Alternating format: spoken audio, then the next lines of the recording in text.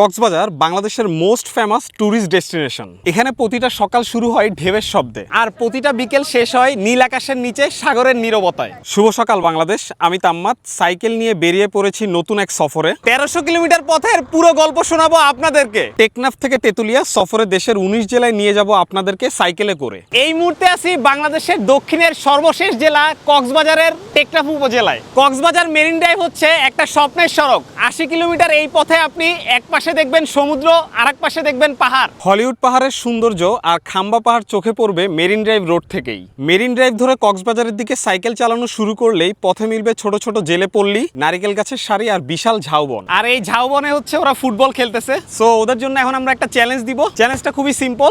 লোটোর football দিয়ে ওদেরকে লোটোর একটা বোতল দূর থেকে শট নিয়ে লাগাইতে হবে। যারাই লাগাইতে পারবে ওদের জন্য লোটোর পক্ষ থেকে গিফট থাকবে। যদিও ওদের নিজস্ব ফুটবল আছে, বাট আমরা লোটোর ফুটবল দিয়ে খেলবো, কারণ লোটোর ফুটবল কিন্তু মোর কমফোর্টেবল, সো দ্যাট ওদের পারফরমেন্সটা বেস্ট হবে। কে কে খেলবা? আমরা 5 জনকে গিফট দিব। যদি 5 জনের বেশি লাগাই ফেলে তাহলে ওদের ভিতরে আমরা কি করব, আবার গেমটা খেলবো। ঠিক আছে? ওকে, সবাই রেডি?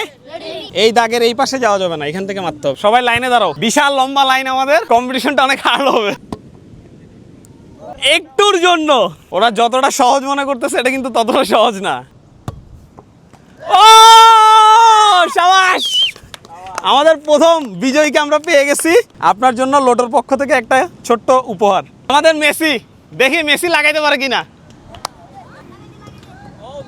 শাবাশ বেটা, আসো আসো, এদিকে আসো, এদিকে আসো।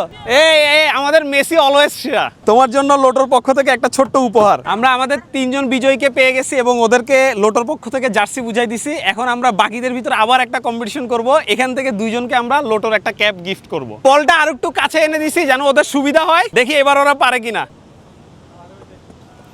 শাবাশ।